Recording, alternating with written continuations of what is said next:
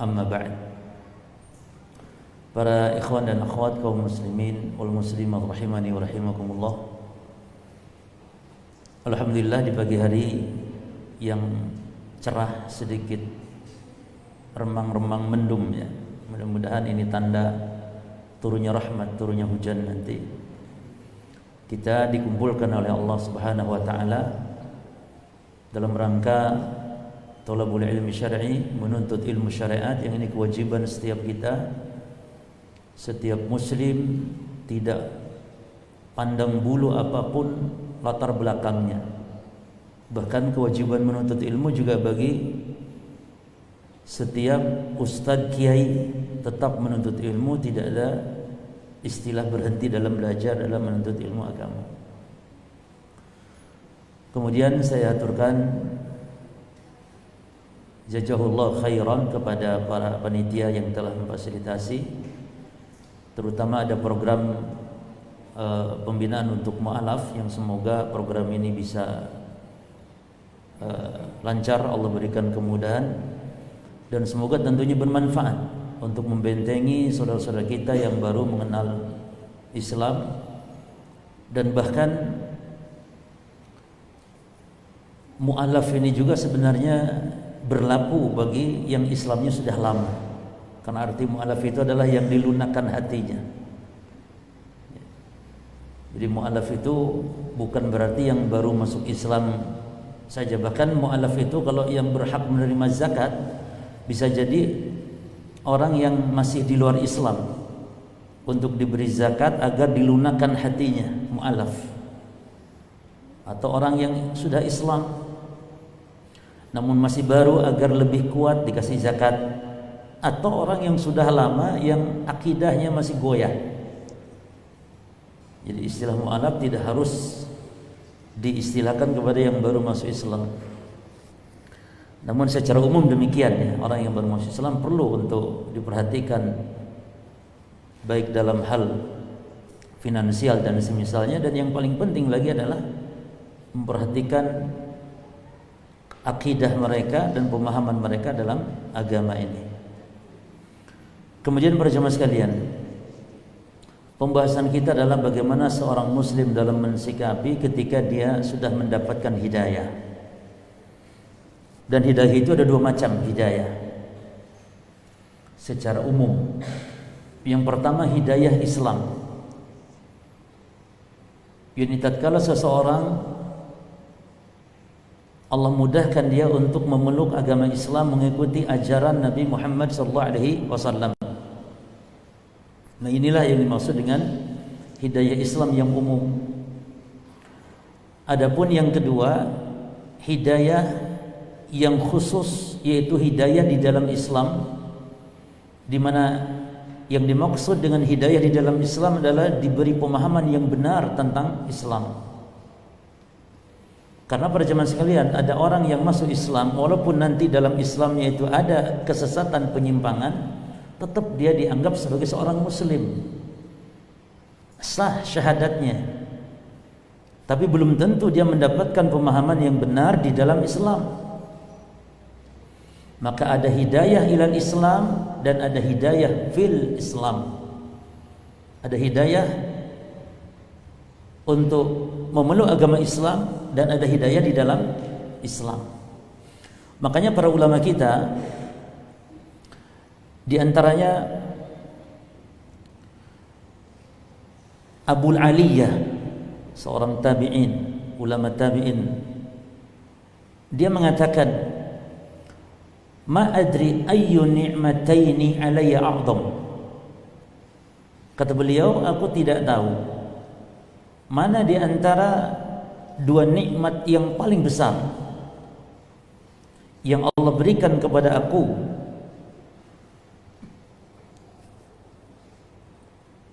Id akhrajani Allah minasyirki ilal Islam. Apakah hidayah Allah keluarkan aku dari kesyirikan menuju Islam, atau hidayah asamani fil islami alayya an yakuna li fihi hawa, atau aku diberi oleh Allah pemahaman benar dalam Islam sehingga tidak masuk asamani fil Islam, dijaga aku di dalam Islam, an yakunna li fihi hawa, yani aku tidak memasuki aliran-aliran sesat di dalam Islam. Paham ya maksudnya ya? Apakah hidayah Islam atau dijaganya di dalam Islam sehingga tidak jatuh kepada penyimpangan? Aku tidak tahu katanya mana dua nikmat yang paling besar. Artinya dua nikmat ini penting. Makanya banyak para ulama kita seperti Imam Ahmad bin Hanbal dalam doanya, Allahumma ahyini fil islami was sunnah wa amitni fil islami was sunnah. Ya Allah, hidupkan aku di dalam Islam dan sunnah, dan wafatkan aku ya Allah di dalam Islam dan sunnah. Nah, jadi hidayah di dalam Islam yang dimaksud adalah hidayah sunnah para jamaah. Yani pemahaman seseorang di dalam berislam benar-benar mengikuti petunjuk Rasulullah SAW dan para sahabat. Karena itulah yang dimaksud dengan sunnah. Apa itu sunnah? Sunnah yani al-hadyu alladhi kana alaihi an-nabiyyu sallallahu alaihi wasallam wa ashabuhu. Sunnah adalah petunjuk yang Nabi dan para sahabat berada di atasnya. Sunnah adalah apa? Petunjuk yang Nabi dan para sahabat berada di atasnya. Ya. Maka Al-Fudail bin Iyad sampai mengatakan, tuba liman mata 'alal islami was sunnah. Berbahagialah orang yang wafat yang meninggal di atas Islam dan sunnah. Dan sunnah, yani dia berislam namun benar dalam pemahaman Islamnya. Berarti apa? Ada Islam yang tidak benar, bukan Islam yang tidak benar, tapi pemahaman kaum muslimin di akhir zaman akan tersusupi dengan pemahaman-pemahaman yang menyimpang. Itu sudah merupakan harga mati, dan ini wahyu ilahi yang wajib kita percayai, bahwa di akhir zaman ajaran Islam akan tercemar dan umat Islam akan berpecah belah di dalam memahami Islam, berpecah belah kepada beberapa sekte yang banyak. Bahkan di dalam hadis lebih banyak dari sekte-sekte yang ada dalam agama Nasrani Yahudi. Kata Nabi, iftaraqatil yahud ala 71 firqah. Yahudi terpecah belah kepada 71 golongan. Wa iftaraqatin nasara ala 72 firqah. Nasrani terpecah kepada 72 golongan. Yahudi berapa? 71, Nasrani 72. Lalu kata Nabi, wa sataftariqu hadhihi al-ummah ala 73 firqah. Dan umat ini, yani umat Islam, akan berpecah kepada 73 golongan. Lebih banyak mana? Umat Islam.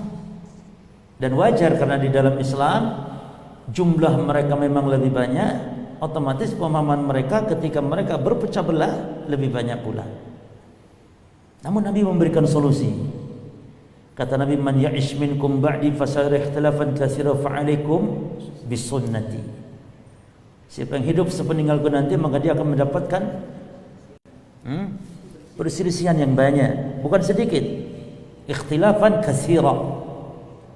Namun Nabi memberikan solusi, fa'alaikum bisunnati wa sunnatil khulafaur rasyidin al-mahdiyyin min ba'di. Namun berpegang teguhlah kalian dengan sunnahku dan sunnah para khalifah yang mendapat petunjuk, para khalifah yang terpimpin.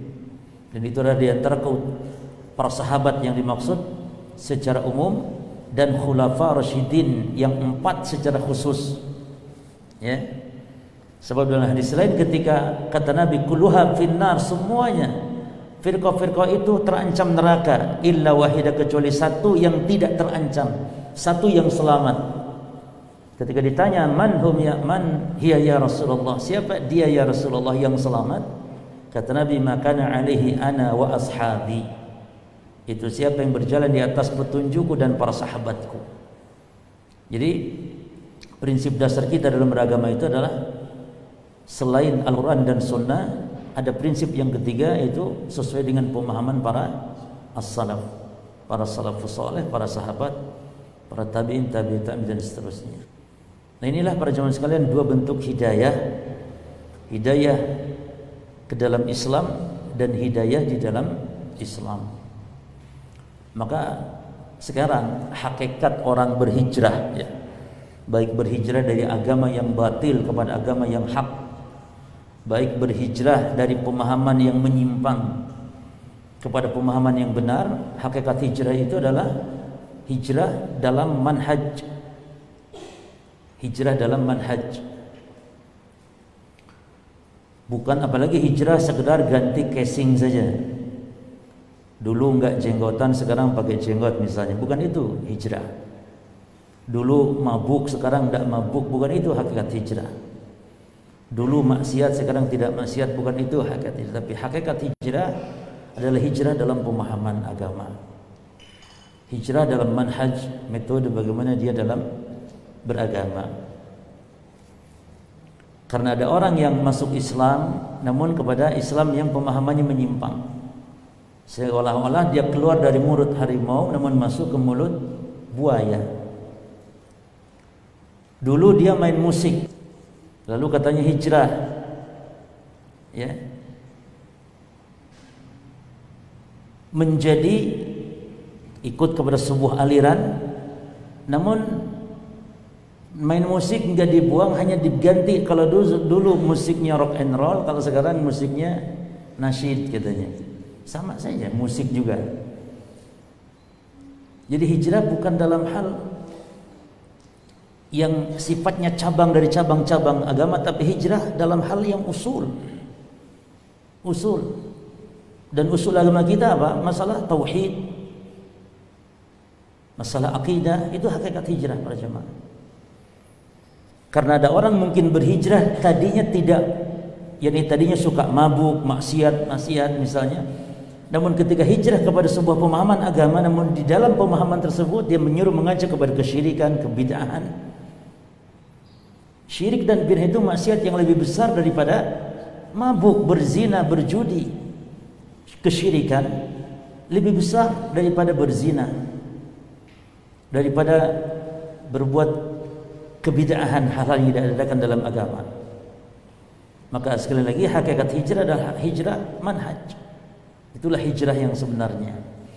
Maka dalam kesempatan ini kita mencoba para jemaah sekalian bagaimana ketika kita sudah mendapatkan hidayah, Allah buka pintu untuk kita mendapatkan hidayah, lalu bagaimana kita mengisi hidayah agar kita bisa istiqomah di atas hidayah ini. Dan bagaimana agar hijrah kita ini benar, ya. Baik, beberapa perkataan para ulama tentang pentingnya seseorang berada di atas kebenaran di dalam memahami agama ini.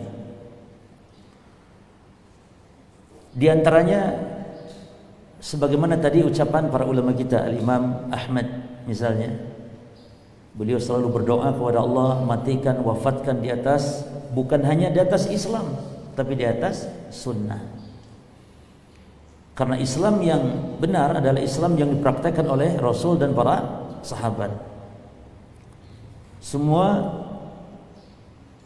yang berislam tidak seperti Islamnya Rasul dan para sahabat, maka terancam dengan ancaman tadi, kata Nabi, kulluha finnar, terancam dengan neraka.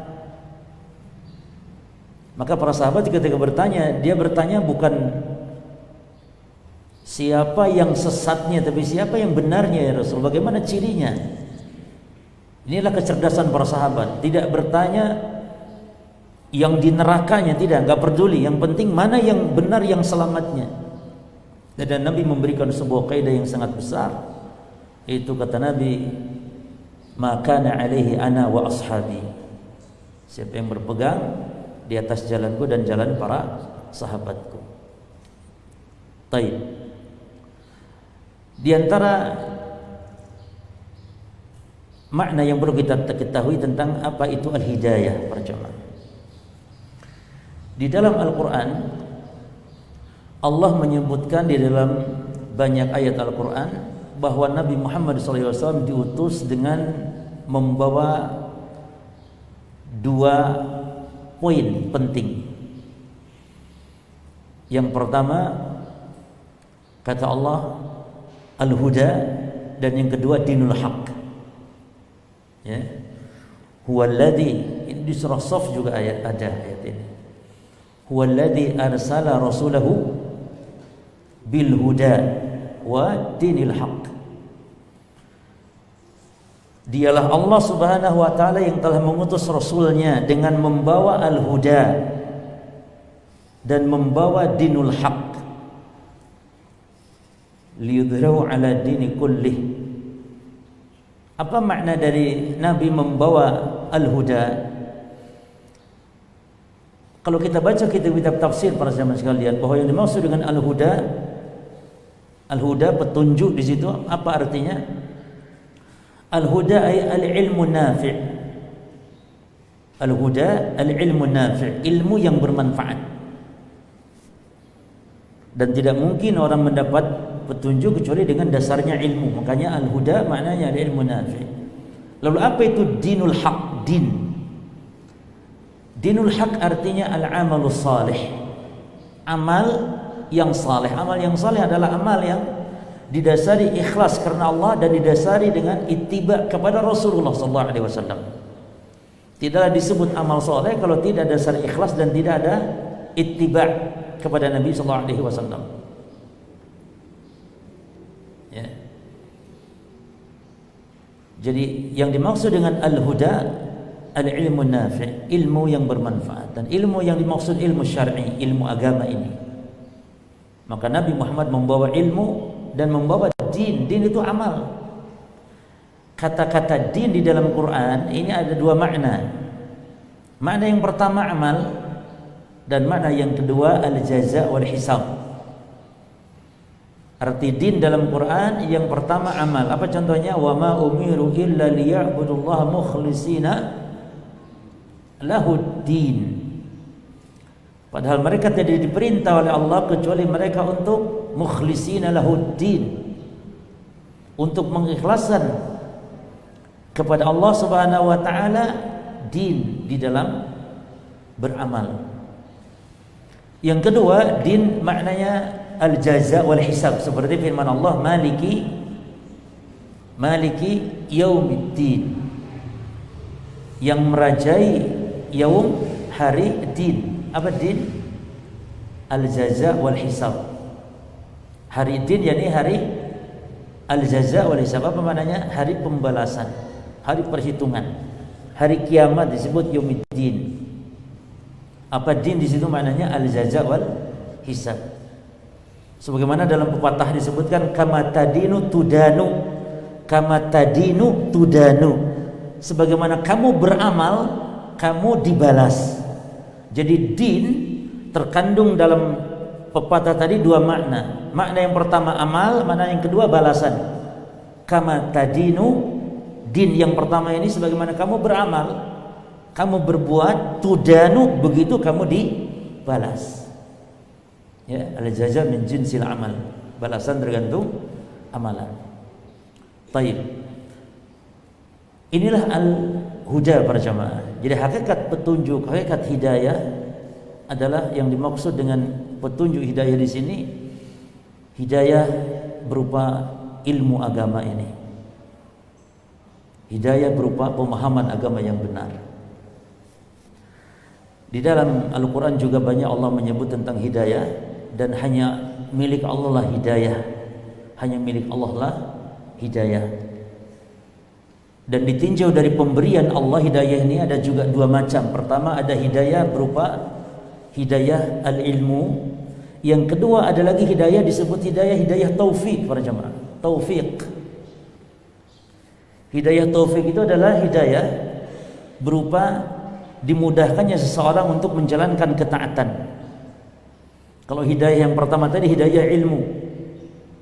Seseorang bisa mendapat hidayah ilmu belum tentu bisa mendapat hidayah taufik. Dan hidayah ilmu bisa didapatkan dari para ulama, tidak khusus dari Allah saja. Tapi hidayah taufik tidak didapatkan kecuali hanya dari Allah Subhanahu wa taala. Inilah yang dimaksud dengan firman Allah Subhanahu wa taala, kepada Nabi Muhammad SAW ketika beliau tidak bisa, Nabi Muhammad SAW tidak mampu, ya, tidak mampu memberi petunjuk, mengajak paman beliau Abu Talib untuk memeluk Islam. Allah berfirman kepada Nabi saat itu, innaka la tahdi, innaka la tahdi man ahbabta walakin Allah yahdi man yasha. Sesungguhnya engkau Muhammad tidak mampu memberi hidayah kepada orang yang kau cintai sekalipun. Ya. Innaka la tahdi man ahbabta walakin Allah yahdi man yasha. Akan tetapi Allah yang memberi petunjuk kepada siapa yang Allah kehendaki. Atai, ini dibuka. Atai.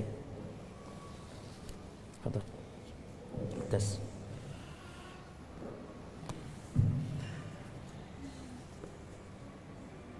Ketika paman beliau Abu Talib pada saat mau wafatnya, menjelang kematiannya, datang Rasulullah SAW menjenguknya sekaligus untuk membimbing beliau agar bisa bersyahadat masuk Islam di hadapan beliau, di hadapan Rasulullah SAW. Kata Nabi SAW kepada paman yang dalam keadaan menjelang sakaratul maut, ya. Jadi ada dua kondisi sebelum seorang itu meninggal para jemaah. Yang pertama maradul maut, yang kedua sakaratul maut. Diawali secara umum, ya, diawali maradul maut, diawali sakit dulu, yang sakit itu menghantarkan kepada kematiannya. Setelah itu baru masuk ke dalam sakaratul maut. Nah, yang kita diperintah untuk mentalkin, mengajarkan orang yang mau meninggal itu adalah orang yang hampir meninggal, bukan yang sedang sekarat. Kata Nabi SAW, laqinu mautakum la ilaha illallah fa innahu man kana akhiru kalamihi la ilaha illallah dakhalal jannah. Talkinkan, ajarkan orang yang hampir mati di antara kalian dengan kalimat la ilaha illallah, karena barang siapa yang akhir ucapannya la ilaha illallah, dia akan masuk surga. Berarti mentalkin itu ketika orang masih sadar, masih dia mampu untuk mengucapkan kalimat la ilaha illallah, bukan yang sudah sakaratul maut. Karena kalau sudah sekarat sudah tidak lagi bisa berkata-kata. Nah, ketika itu paman beliau didatangi. Lalu Rasul SAW mengatakan, ya ammi qul la ilaha illallah kalimatan uhajju laka biha indallah. Wahai paman, ucapkanlah kalimat la ilaha illallah, sebuah kalimat yang aku bisa bela engkau di hari kiamat di hadapan Allah. Artinya, kalau orang sudah mengucap la ilaha illallah yang status sebagai seorang muslim, di akhirat akan bermanfaat syafaat Nabi Muhammad SAW. Karena syafaat Nabi hanya bermanfaat bagi orang yang bertauhid kepada Allah Subhanahu wa taala. Tidak bermanfaat bagi orang-orang musyrik. Tidak bermanfaat bagi orang yang tidak ada iman di dalam hatinya. Makanya kata Nabi SAW, syafaati li ahli al-kabair min ummati fahiya na'ilatun insyaallah man mata min ummati la yusyriku billahi syai'a. Syafaatku itu bagi pelaku dosa besar dari kalangan umatku, dan dia bisa dicapai insyaallah bagi siapa dari umatku yang meninggal dalam keadaan tidak berbuat syirik. Maka orang yang meninggal selama tidak berbuat syirik, meninggal dalam keadaan tidak pernah berbuat syirik atau pernah berbuat syirik namun sudah ditobati syiriknya, maka merekalah yang akan mendapatkan syafaat Rasulullah SAW. Karena syarat syafaat ada dua syarat. Syarat yang pertama izin dari Allah kepada yang memberikan syafaat, dan yang kedua syaratnya apa? Ridha Allah kepada yang memberi dan yang diberi syafaat. Wala yardallah ila an ahli tauhid, dan Allah tidak pernah ridha selamanya kecuali kepada ahli tauhid. Jadi dua syarat ini. Maka Nabi Muhammad SAW kepada kerabat-kerabatnya, paman-pamannya yang semuanya kafir kecuali dua orang, paman-paman Rasulullah itu semuanya kafir kecuali dua orang. Yang pertama Al-Abbas bin Abdul Muttalib, yang kedua siapa? Hamzah bin Abdul Muttalib. Tidak mampu memberikan syafaat. Lalu di sebelahnya Abu Talib ada dua orang dari koleganya, dari kalangannya, yaitu Abu Jahal dan Abdullah bin Abi Umayyah. Saat itu masih kafir Abdullah bin Abi Umayyah.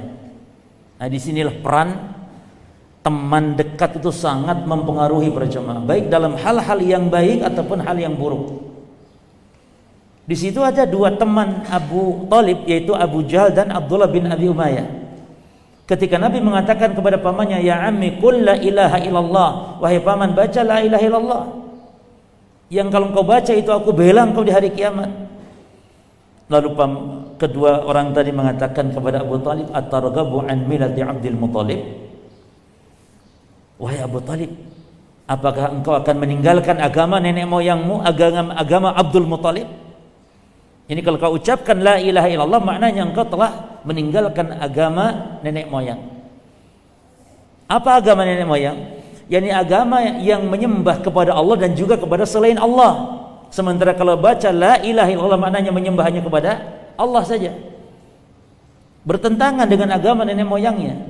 Makanya orang-orang Arab jahiliyah para jemaah, kenapa mereka orang-orang musyrikin tidak mau mengucapkan kalimat la ilaha illallah? Karena konsekuensinya mereka harus menyembah hanya kepada Allah, harus beribadah, memalingkan ibadah hanya kepada Allah Subhanahu wa taala. Jadi mereka paham betul makna dan hakikat la ilaha illallah. Itu konsekuensinya. Jadi menyembah, beribadah, berdoa, meminta pertolongan, bergantung, bertawakal harus hanya kepada Allah saja. Harus meninggalkan yang biasa mereka sembah selain Allah. Dari berhala-berhala atau orang-orang soleh yang sudah meninggal dunia, maka mereka enggan mengucapkan kalimat la ilaha illallah. Lalu ketika Abu Jahal dan Abdullah bin Umayyah mengatakan demikian, Rasul pun mengulang kembali, ya ammi qul la ilaha illallah kalimatan uhajju laka biha indallah. Abu Jahal ketika Nabi mengulang, dia ulang pula. Disitulah perang antara syaitan, perang antara iblis dengan al-haq. Makanya para jemaah sekalian, orang yang mau meninggal dunia itu hadisnya sahih, ya, di mana Nabi SAW berdoa ketika dalam doanya itu Nabi mengatakan, Allahumma inni a'udzubika, ya Allah aku berlindung kepadamu. Berlindung kapan? An yatakhabatani syaitanu indal maut. Berlindung dari gangguan syaitan, digelincirkannya oleh syaitan ketika datang kematian. Adapun hadis tentang orang yang mau meninggal atau orang yang dalam keadaan sekarat itu datang iblis katanya, lalu iblis menyerupai neneknya atau ibu bapaknya, lalu menyuruh untuk murtad, masuk agama Yahudi, masuk agama Nasrani. Ini hadis batil, hadis tidak ada asal usulnya, tidak benar hadis itu. Namun dari doa Nabi tadi cukup bahwasanya orang ketika akan meninggal dunia akan digelincirkan oleh syaitan, sehingga kita perlu berlindung, berdoa kepada Allah. Dan orang yang mau meninggal perlu ada yang membimbing untuk mengucapkan kalimat tauhid. Maka Nabi pun melakukan, membimbing. Jadi praktek mentalkin itu jemaah, satu dari perintah Nabi sallallahu alaihi wasallam melalui sabda beliau. Yang kedua, beliau praktekkan langsung kepada paman beliau Abu Thalib.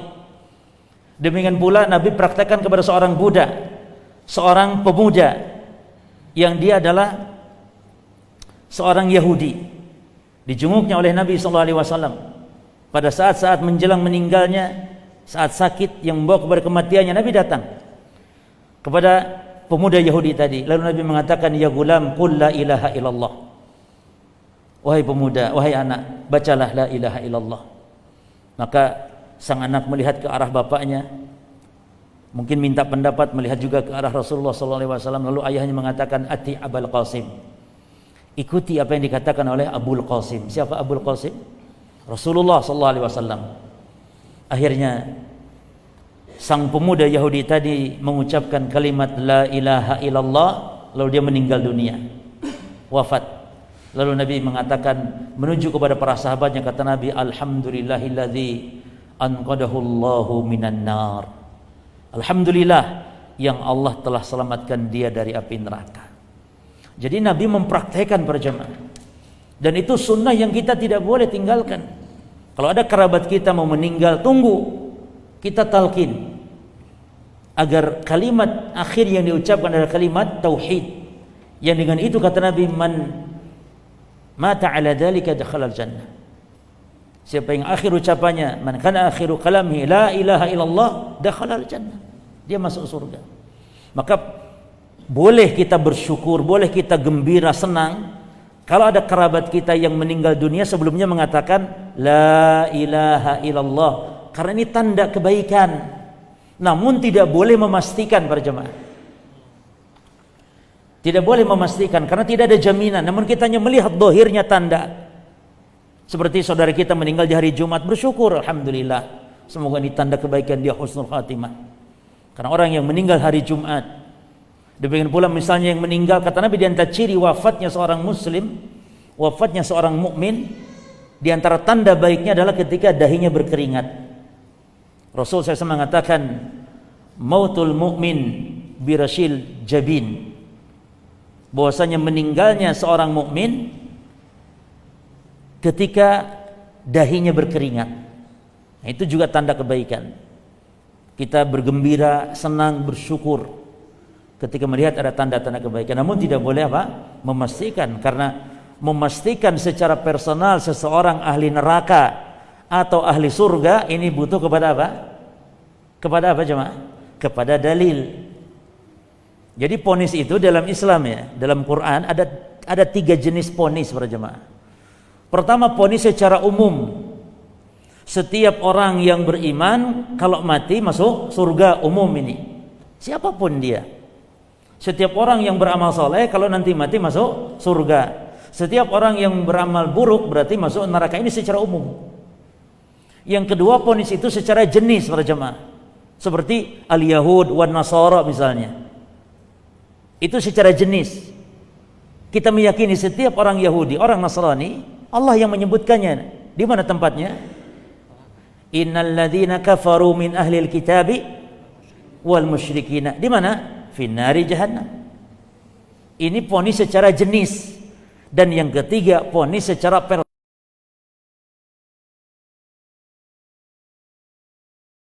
personal. Person seperti Abu Ghazi, Abu Lahab, tabbat yada Abi Lahab. Siapa lagi? Fir'aun. Dan yang semisal. Termasuk yang ahli surganya, ada yang personal seperti para sahabat secara personalnya. Kata Nabi, Abu Bakar fil jannah, Umar fil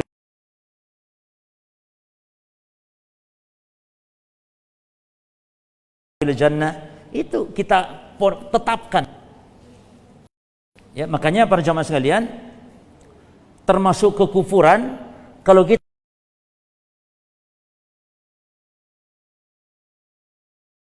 mencela sahabat yang sudah diponisnya itu jelas ahli surga. Mencela sahabat yang sudah jelas diponis ahli surga, ini bentuk kekufuran yang memiliki keutamaan khusus. Kenapa? Karena berarti kita konsekuensinya mendustakan wahyu. Ya. Seperti mencela mencela Abu Bakar, Umar, mencela misalnya Bilal, hatta Bilal sudah diponis. Ya. Maka kita, dan ini akidah ahli sunnah wal jamaah, kita tidak memastikan siapapun secara ta'yin personal masuk surga atau masuk neraka kecuali dengan dalil. Jelas ya? Kemudian ketika Nabi SAW mengucapkan itu, mentalkin, membimbing pamannya, namun pamannya enggan untuk mengucap kalimat tauhid. Pamannya enggan, sehingga dia meninggal di atas agama nenek moyangnya Abdul Muthalib. Lalu Nabi tetap berusaha ingin memohon kepada Allah agar Allah mengampuninya. Namun saat itu turun larangan untuk memohonkan ampun bagi orang yang mati di atas kemusyrikan. Turunlah firman Allah terkait Nabi ini, innaka la tahdi man ahbabt walakinna Allah yahdi man yasha. Sungguhnya engkau Muhammad tidak mampu memberi petunjuk walaupun kepada orang yang kau cintai, tapi Allah lah yang memberi petunjuk kepada siapa yang Allah dikehendaki. Wa huwa a'lamul bil muhtadi, dan Allah lebih tahu kepada siapa petunjuk yang Nabi tidak mampu memberikannya adalah petunjuk atau hidayah taufik namanya. Jadi yang dinafikan kepada Nabi hidayah adalah hidayah taufik. Hidayah taufik hanya hak prerogatif Allah Subhanahu wa taala saja. Adapun dalam ayat yang lain disebutkan bahwasanya Nabi Muhammad bisa memberi petunjuk. Namun petunjuk yang dimaksud di sini petunjuk al-ilmu wal bayan, petunjuk ilmu wal irsyad, bimbingan, penjelasan, yang itu juga bisa didapatkan dari para ulama, dari para nabi, dari para ulama yang pewaris para nabi. Itulah yang dimaksud oleh Allah dalam Al-Qur'an, innaka la tahdi ila siratin mustaqim.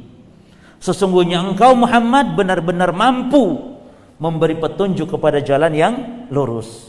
Nah, itu yang dimaksud hidayah apa? Hidayah al-ilmu, hidayah al-bayan, hidayah al-irsyad namanya. Bimbingan, arahan, ilmu. Berarti ada dua hidayah, yang satu ditetapkan untuk Nabi dan yang satu dinafikan untuk Nabi. Yang pertama hidayah yang ditetapkan, hidayah al-ilmu. Yang dinafikan bagi Nabi Muhammad hidayah apa? Hidayah taufik. Kalau Nabi Muhammad sudah tidak mampu memberi hidayah taufik, maka di bawah derajat Nabi Muhammad apa? Lebih pantas lagi untuk tidak mampu memberi hidayah taufik. Maka para jamaah sekalian, setiap hari kita diperintah Allah untuk meminta hidayah ini minimal 17 kali. Itu kita mengatakan ihdinas siratal mustaqim. Bahkan tidak sah seorang muslim salat jika tidak meminta hidayah. Apa orang sah salatnya kalau tidak membaca surah Al-Fatihah? Tidak sah. Sementara di dalam surah Al-Fatihah ada ihdinas siratal mustaqim. Dan agung sekali para jamaah dalam Al-Fatihah itu ya. Jadi kita pertamanya memuji Allah dulu. Alhamdulillah rabbil alamin, arrahmanir rahim, maliki yaumiddin, iyyaka na'budu wa iyyaka nasta'in. Lalu baru kita minta ihdinas siratal mustaqim, siratal ladzina an'amta 'alaihim ghairil maghdubi 'alaihim waladdallin. Makanya kata Allah dalam hadis qudsi, Al-Fatihah itu dibagi dua antara untuk Allah dan untuk hamba. Berapa ayat semuanya Al-Fatihah para jamaah? Sepakat, gak ada khilaf ulama, karena itu nas Al-Quran bahwa Al-Fatihah itu 7 ayat. Sepakat ya. Namun yang menjadi khilaf itu adalah untuk penerapan 7 itu loh, mana ayat 1, 2, 3 dan seterusnya. Sebagian ayat 1 masuk lafaz basmalah ya. Sebagian mengatakan dari mulai alhamdulillah, dan yang kuat sebenarnya ayat 1 dari surah Al-Fatihah itu adalah alhamdulillah rabbil alamin. Jadi basmalah itu, perhatikan para jamaah, ini pendapat yang kuat ya, memang ada khilaf. Namun pendapat yang kuat, basmalah itu bukan masuk daripada surat-surat Al-Quran kecuali yang ada di surah An-Nahl ayat 31.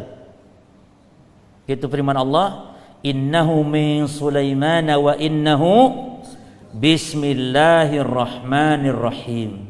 Nah, yang ini tok saja. Selain itu, baik yang ada di Al-Fatihah, yang ada di Al-Baqarah, di awal-awal surat, yang ada di surah Ali Imran dan seterusnya sampai An-Nas, basmalah bukan bagian daripada surat-surat tersebut. Tapi Allah turunkan memang basmalah untuk memisahkan di antara surat. Itu fungsinya, untuk memisahkan. Baik, kenapa di dalam surat apa? Baroah tidak ada basmalahnya? Kenapa para jemaah? Karena di dalam surah Baroah itu diawali dengan ajakan perang, sehingga tidak cocok, tidak tepat kalau dibubuhkan kata-kata rahmat di situ. Perang. Atau yang kedua alasannya karena surah Baroah adalah mukammilatun li surati lati qablaha. Dia kelanjutan penyempurna dari surat sebelumnya. Surat apa sebelumnya? Surah Al-Anfal. Maka lihat materinya sama materinya. Tentang perang, tentang rampasan perang. Maka tidak dibubuhkan basmalah. Demikian. Nah, di dalam surah Al-Fatihah Allah telah menyebutkan qasamtu as-salata baini wa baina 'abdi nisfain. Kata Allah Subhanahu wa taala, aku telah membagi as-salah antara aku dengan hambaku 2 bagian. Wali 'abdi ma sa'ala. Dan untuk hambaku apa yang dia minta, kata Allah. Kalau 7 ayat berarti bagi 2 berapa jemaah? Kalau 7 bagi 2 berapa? 3,5. yang 3,5 untuk Allah, dan yang untuk Allah yaitu yang pujiannya, sanjungannya kepada Allah. Dan yang untuk kita adalah yang isinya apa kata Allah, bagi hambaku apa yang dia minta. Dari mulai mana? Dari mulai iyyaka na'budu ke atas, itu untuk siapa? Untuk Allah. Jadi alhamdulillahirabbil alamin, arrahmanir rahim, maliki yaumiddin, iyyaka na'budu untuk Allah. Lalu kemudian wa iyyaka nasta'in, ihdinas siratal mustaqim, sampai akhir itu untuk kita, untuk hamba. Dan subhanallah para jemaah sekalian, jangan sia-siakan kesempatan manakala seorang hamba membaca alhamdulillahirabbil alamin, apa kata Allah? Asna alayya abdi. Jadi ketika hamba membaca alhamdulillahirabbil alamin, Allah tidak diam. Tapi Allah menyambutnya dengan mengatakan asna alayya abdi, hambaku telah memuji aku, kata Allah. Dibanggakan kita para jemaah. Dan jangan berpikiran, loh apa enggak bingung Allah ya? Yang satu mengucap alhamdulillah, yang satu sudah ar-Rahmanir Rahim, Allahnya bingung. Yang sholat satu masjid 100 orang, belum masjid yang lain, sedunia. Allah ala kulli syai'in qadir. Allah berkuasa atas segala sesuatu. Nah, kiaskan hal seperti ini tadi tentang Allah turun ke langit dunia. Allah turun ke langit dunia seperti tiap sepertiga malam yang akhir. Taib katanya kalau di Malang sepertiga malam jam sekian, kalau di Amerika pokoknya sepertiga malam yang akhir Allah turun ke langit dunia. Dan Allah Maha berkuasa untuk turun di setiap wilayah sepertiga malam. Jangan kayak kita, kalau kita turun sepertiga malam di Malang, nggak bisa kita di Amerika turun pada waktu yang sama. Allah Subhanahu wa taala kulli syai'in qadir. Dan laisa kamitslihi syai'un wa huwas samiul basir. Tidak yang serupa dengan Allah sesuatu pun. Dan Allah Maha mendengar, Allah Maha melihat. Artinya sifat-sifat Allah tidak serupa dengan kita. Allah turun, Allah melihat, Allah mengetahuinya, tidak seperti kita. Termasuk Allah punya wajah, Allah punya tangan, disebutkan dalam ayat-ayat Al-Quran, tidak seperti wajah tangan kita. Tangan Allah sempurna, tangan kita tidak sempurna. Wajah Allah sempurna, wajahnya, wajah kita tidak sempurna. Dan tidak serupa sama sekali dengan makhluk. Orang kita saja tidak serupa jemaah, sesama makhluk. Meja punya kaki, kursi punya kaki, antum punya kaki. Apakah sama kaki meja dan kaki antum? Gajah punya kaki, tapi sama-sama namanya kaki. Kalau sama makhluk saja sama nama namun beda hakikatnya, bagaimana pula antar makhluk dengan Allah? Walaupun disamakan dalam hal nama dan sifatnya, namun hakikatnya bagaimananya tentu lebih pantas untuk berbeda. Dan apalagi sudah jelas Allah berfirman, walam yakul lahu kufuwan ahad, laisa kamitslihi syai'. Ini dalil kalau kita menetapkan sifat Allah itu jangan menyerupakannya dengan makhluk. Dan wajib tetapkan demikian. Pelajaran dari surah Al-Fatihah jemaah, kalau kita berdoa kepada Allah itu berarti kita sanjung dulu Allah. Alhamdulillahirabbil alamin, arrahmanir rahim. Ini sifat-sifat Allah. Maliki yaumiddin, iyyaka na'budu wa iyyaka nasta'in. Baru ihdinas siratal mustaqim. Jadi hidayah itu wajib kita minta tiap hari. Taib, mungkin ada pertanyaan, untuk apa kita minta hidayah? Bukankah kita sudah menjadi seorang muslim? Itu tadi jawabannya para jamaah. Kita alhamdulillah sudah Islam, namun kita tetap minta hidayah. Yang pertama, agar bisa diberi pemahaman benar di dalam Islam, dan yang kedua, agar tetap hidayah itu ada sampai kita wafat. Dua ya. Kenapa kita sudah minta hidayah? Ya, kita sudah punya hidayah, tapi tetap minta hidayah terus kepada Allah karena dua tadi. Yang pertama, yakni minta hidayah diberi pemahaman yang benar dalam Islam, dan yang kedua, minta agar hidayah ini tetap Allah teguhkan sampai kita diwafatkan. Ya, dan hidayah semua datang dari Allah para jemaah. Baik hidayah ilmu, lebih-lebih hidayah taufik. Makanya Allah Ta'ala mengatakan, alhamdulilladzi hadana lihada wa ma kunna linahtadiya laula an hadanallah. Segala puji hanya milik Allah yang telah memberikan kita petunjuk. Seandainya bukan karena petunjuk dari Allah, kita tidak akan mendapatkan petunjuk. Man yahdihillahu fala mudhillalah. Allah sudah memberi petunjuk, tidak ada yang mampu untuk menyesatkannya para jemaah.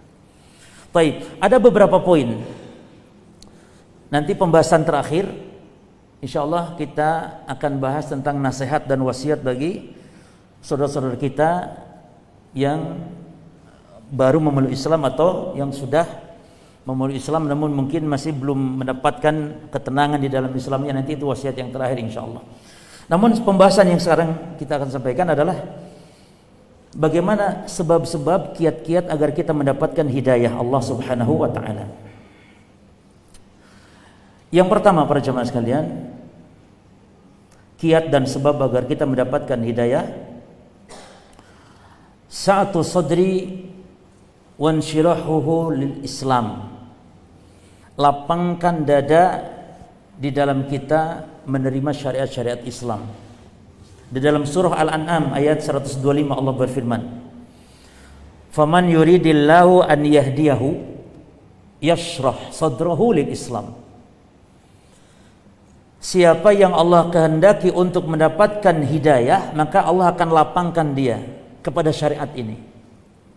Kadang ada orang yang memang pada dasarnya hatinya sudah benci gitu, nggak mau mendengar. Maka cobalah lapangkan hati kita terhadap syariat ini, dengar dulu. Allah akan mudahkan dia untuk mendapatkan hidayah. Karena sebaliknya, wa man yurid an yudhillahu, dan siapa yang Allah kehendaki untuk disesatkannya, maka Allah jadikan yaj'al sadrahu dayiqan haraja. Allah jadikan hati itu sempit.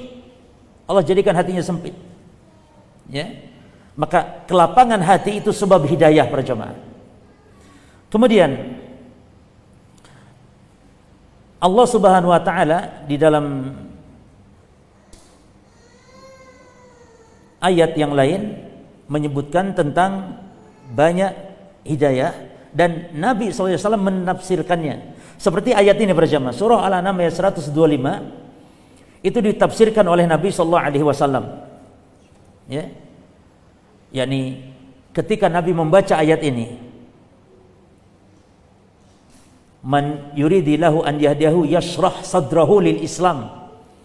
Siapa yang ingin atau yang dikehendaki oleh Allah Subhanahu wa taala hidayah, maka Allah akan lapangkan dia hatinya terhadap Islam. Lalu Nabi sallallahu alaihi wasallam ditanya, "Ya Rasulullah, ma hadza asy-syarh?" Wahai Rasulullah, apa yang dimaksud dengan syarah? yakni dilapangkannya hati ini apa maksudnya? Kata Nabi, nurun yukdhafu bihi fil qalb.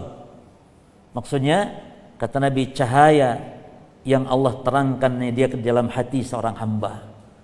Oleh karena itu berjamaah, kalau orang sudah lapang hati, Allah akan mudahkan dia untuk mendapatkan ilmu dari Allah, akan mendapatkan hidayah Allah SWT. Yang kedua berjamaah, di antara sebab mendapatkan hidayah adalah tilawatu kitabillahi ta'ala, membaca Al-Quran. Dan jadikan Al-Quran ini wirid harian, ya. Namun dengan syarat supaya kita mendapat petunjuk itu adalah membaca juga dengan tadabbur jemaah. Kalau kita baca Quran dan tidak paham maknanya, itu juga berpahala, tetap pahala membaca. Tapi kalau tidak mentadaburinya, tidak akan mendapatkan hidayahnya Al-Quran. Maka tilawah Quran bitadabbur. Maka kalau boleh saya katakan, wajib kaum muslimin selain punya mushaf juga punya buku atau kitab-kitab tafsir para ulama, dibaca tafsirannya. Yang tidak bisa bahasa Arab ada terjemahan, alhamdulillah membantu. Baca tafsirnya, karena tidak akan bisa mentadaburinya kecuali membaca tafsir para jemaah. Betapa banyak ya orang-orang musyrikin, orang-orang kafir yang masuk Islamnya gara-gara mendengar ayat tersentuh dengan ayat Al-Quran, bukan dengan lagunya, bukan dengan lagu iramanya Al-Quran, bukan dengan maknanya para jemaah.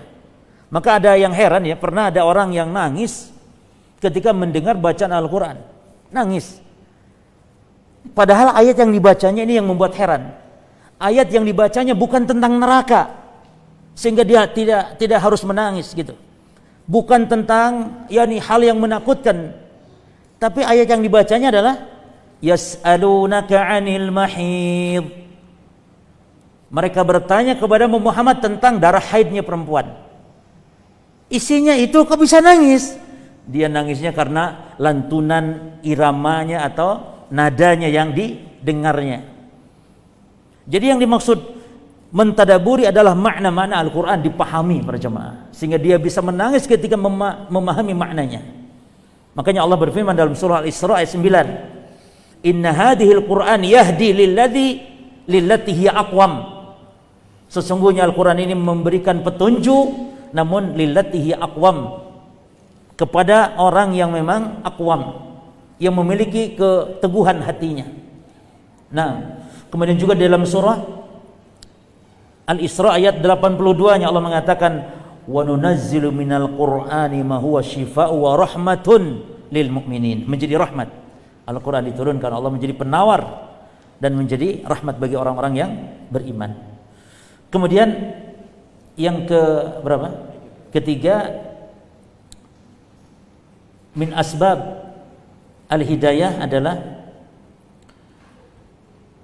istidamatu dzikrillahi ta'ala, yakni senantiasa mendawamkan, mengkontinyukan zikir kepada Allah.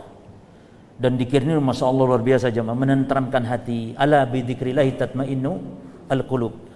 Dan zikir yang dimaksud adalah baik zikir lisannya, la tazalu lisanuka ratban min dzikrillah, senantiasa basahi lidahmu dengan berzikir kepada Allah. Ya, seorang Arab gunung pada jamaah pernah datang kepada Rasulullah SAW. Ya Rasulullah, qad kasurat alayya syara'il Islam. Wahai Rasulullah, syariat Islam itu banyak sekali. Saya itu mau pilih yang gampang, yang enak saja, yang gimana, tapi mantep. Karena kebanyakan sudah, kata Arab gunung. Arab gunung itu begitu, sifatnya memang jafa. Ya, dia tuh nggak ada adab tata krama, nggak ada. Keras gitu ya, suka nawar-nawar gitu ya. Ya Rasulullah, banyak sekali syariat Islam. Coba tunjukkan kepada saya yang saya pegang betul-betul, yang ini gampang, enteng, namun mantep, pahalanya banyak. Apa kata Nabi? Nabi enggak, loh kamu keenakan atau kurang ajar, enggak. Tapi Nabi jawab. Kata Nabi, la tazalu lisanuka ratban min dzikrillah. Gampang kata Nabi, senantiasa basahi lidahmu, lisanmu dengan berzikir kepada Allah. Itu banyak zikir berjamaah. Banyak baca subhanallah bihamdi subhanallahil azim, baca subhanallah alhamdulillah la ilaha illallah Allahu akbar, baca la ilaha illallah la syarika lahul mulku wa lahul hamdu wa huwa ala kulli syai'in qadir. Itu dibaca 100 yang tadi ini. Baca 100. Adapun yang lain baca, itu zikir mutlak namanya. Mutlak itu tidak diikat waktu, tidak diikat tempat, tidak diikat jumlah bilangannya, perbanyak. Ya. Baik. Berikutnya para jemaah sekalian, yang berapa? Yang keempat adalah at-tafakkur fi makhluqatillah ta'ala. Tafakkur, yakni merenungi ayat-ayat Allah secara kauni, langit, bumi dan alam semesta serta isinya ini. Itu namanya ayat-ayat Allah secara kauni, ayat kauniyah. Namun ingat, dan ini wajib kita untuk memperhatikan, percuma bertafakkur, membaca ayat-ayat kauniyah jika tidak melahirkan kita mengibadahi Allah Subhanahu wa ta'ala, tidak mentauhidkan Allah Subhanahu wa ta'ala. Percuma orang hanya mengagungkan Allah, Allah maha besar, betapa agung ciptaan Allah, namun dia tidak mengkhususkan ibadahnya kepada Allah. Ini kan banyak orang bertadabur alam, namun dia tidak menyembah Allah, tidak beribadah secara benar kepada Allah Subhanahu wa ta'ala. Maka tafakkur fi makhluqatillah ta'ala itu mendatangkan hidayah, namun dengan dibarengi ibadah kepada Allah Subhanahu wa ta'ala. Bahkan pada diri kita, apa kata Allah? Wa fi anfusikum afala tubsirun. Apakah diri kalian tidak kalian perhatikan? Perhatikan bagaimana Allah menciptakan kita. Ya, termasuk unta, Allah perhatikan bagaimana unta diciptakan. Kaifa khuliqat? Bagaimana unta diciptakan? Penuh dengan keajaiban para jemaah. Unta itu luar biasa ya. Banyak keajaiban-keajaibannya. Kalau binatang lain itu kan paling manfaatnya itu tidak menyeluruh. Kalau unta itu enggak ada yang terbuang, semuanya manfaat. Ditunggangi bisa, dagingnya enak, susunya, bahkan hatta kencing-kencingnya pun bisa diminum. Mana ada yang lain-lain bisa seperti itu? Kuda ditumpangi ya bisa, dagingnya, tapi air kencingnya enggak. Unta air kencingnya menjadi obat para jemaah. Coba ada yang pernah ya, kalau giliran lagi umrah itu dijual 10 real satu botol aqua itu. Ya. Itu untuk obat berbagai macam penyakit, Masya Allah. Apanya lagi? Unta itu juga yakni apa dagingnya ya, dagingnya, susunya dan sebagainya, banyak sekali manfaat. Oleh karena itu Allah memerintahkan kita untuk memperhatikan bagaimana wa ilal ibili kaifa khuliqat, dan unta bagaimana unta itu diciptakan. Wa fi anfusikum afala tubsirun, dan pada diri kalian tidak kalian memperhatikan. Kemudian berikutnya, dan ini yang paling penting adalah ad-du'a, ya. Agar hidayah itu menyapa kita adalah doa. Istiqomah kita di atas hidayah adalah doa. Wa qala rabbukum ud'uni astajib lakum. Ad-du'a silahul mu'min. Doa itu adalah senjatanya orang-orang yang beriman, para jemaah. Doa adalah senjatanya orang-orang yang beriman. Baik. Nah, sekarang bagaimana kita ketika sudah mendapatkan hidayah, khususnya saudara-saudara kita yang baru masuk Islam, maka ada beberapa nasihat dari para ulama yang perlu kita perhatikan, ya. Apalagi nanti setelah masuk Islam bukan berarti seperti berjalan di atas jalan yang terhampar kembang warna-warni, tapi penuh nanti untuk ujian iman. Karena kita kalau sudah menyatakan iman kepada Allah, tentu harus konsekuensinya kita mau diuji oleh Allah Subhanahu wa taala. Maka ini beberapa nasihat yang perlu kita untuk memperhatikannya. Yang pertama, para jamaah sekalian, syukuri hidayah yang telah Allah berikan. Dengan bersyukur Allah akan tambah hidayah tersebut. Allah mengatakan, la in syakartum la azidannakum. Jika bersyukur maka kami akan tambah hidayah tersebut. Kemudian yang kedua, para jemaah sekalian, ihris ala ta'allum wa taqra al-mazida 'anil Islam. Bagi saudara-saudara kita yang baru memeluk Islam adalah semangatlah dalam belajar. Dan harus semangat lebih ingin tahu lagi tentang Islam. Jangan sekedar sudah syahadat sudah selesai. La, harus tambah semangat. Ihris ala an ta'allama wa taqra al-mazida 'anil Islam. Ya. Lebih-lebih dalam ilmu-ilmu dasarnya. Ilmu-ilmu dasar, apalagi masalah akidah. Ini yang paling penting. Lalu mempelajari ibadah-ibadah yang urgen, rukun dari rukun Islam seperti salat. Itu dulu. Taib. Kemudian yang kedua, yang berapa? Yang ketiga, ihris an taqra wa tafham wa tadabbar al-Qur'an al-Karim. Semangatlah untuk membaca, memahami, mentadaburi Al-Qur'an. Bagi yang baru masuk Islam ini, para jemaah. Ini jangankan yang baru masuk Islam, yang Islam sudah lama kadang-kadang tadabbur Qur'annya tidak ada. Baca Qur'annya pun Masya Allah. Nah, yang baru masuk Islam baca Al-Quran. Bagaimana Anda bisa baca, berusaha untuk belajar namun membaca terjemahannya, membaca tafsir dari terjemahannya, seperti itu. Kalau bagi kita yang tidak bisa bahasa Arab. Tapi kalau orang yang bisa bahasa Arab, karena di Arab itu jemaah. Jadi antum jangan dikira kalau orang itu orang Arab itu langsung Muslim. Tidak, banyak orang Arab Nasrani, banyak orang Arab Yahudi. Maksudnya gitu. Banyak orang Arab Nasrani, banyak orang Arab Yahudi. Maka bagi yang orang Arab baru masuk Islam, baca Al-Quran. Bagi kita mungkin ya baca terjemahannya. Makanya yang saya heran bin aneh. Ada lagu Arab jemaah disangka lagu Islam. Lagu Islam nggak ada, apalagi ya sudah. Oke lah, ada setiap lagu Arab disangka lagu Islam. Antum tahu lagu Magadir itu kadang lagu Magadir itu disetel ketika acara Ramadan, lagu Islami. Padahal itu lagu cinta, kekasih putus, kemudian rindu kangenin ketemu, lagu maksiat. Tapi disetel kadang-kadang di masjid. Naudzubillah min dzalik. Karena apa? Karena bahasa Arab. Emang setiap bahasa Arab yakni Islam. Orang-orang Libanon itu banyak yang ahli kitab di Libanon bahasanya Arab. Ya, bahasanya Arab. Ya, lagu Magadir ada yang bisa. Ya, jangan bisa, apa enggak bisa. Taib. Kemudian hendaknya dalam mempelajari ilmu itu khutwatan, yakni pelan-pelan. Maka alhamdulillah di sini ada program, ya, kita akan coba mengkaji kitab dasar akidah dan itu dicoba per marhalahnya secara bertahap.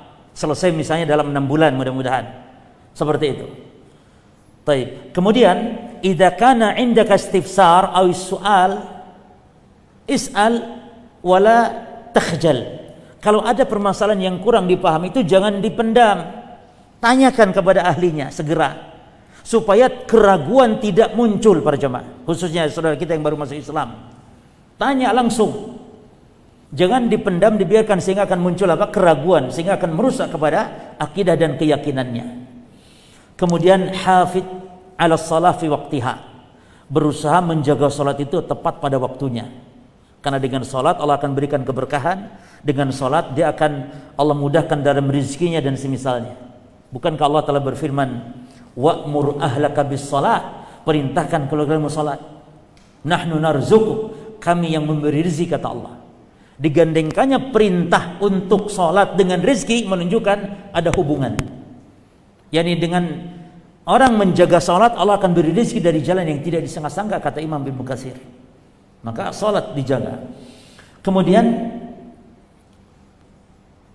hawil an tashtagil wa ta'mal ma'al muslimin. Ini yang penting. Saudara kita yang baru masuk Islam berusaha untuk bekerja, berusaha untuk menyibukkan bergaul dengan kaum muslimin.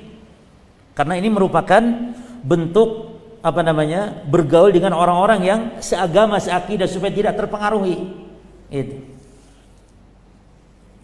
Dan juga untuk supaya belajar kita bagaimana dalam kehidupan sehari-hari bersama saudara-saudara kita yang sudah berislam sudah lama. Kemudian di antara nasihat lagi adalah hawil an tahdhura ad-durusa ad-diniyah allati tuqam lit-ta'limil muslimin al-judud fil masajid. Ini yang sudah kita lakukan insyaallah. Berusaha untuk menghadiri pelajaran-pelajaran agama yang khusus diadakan untuk al-muslimin al-judud. Kaum muslimin yang judud, apa judud? Yang baru, para mu'alaf fil masajid, di masjid-masjid, wal marakiz al-islamiyah, dan di markas-markas Islam. Kan ada orang yang baru masuk Islam tapi dia malas untuk hadir di majelis para mu'alaf. Harus hadir dan akan dibahas, dijelaskan dasar-dasar Islam, ya. Kemudian ini yang paling penting harus perhatikan juga adalah i'lam akhil karim, ketahuilah wahai saudaraku yang baru masuk Islam, annallaha sawfa yabtalik, bahwasanya Allah pasti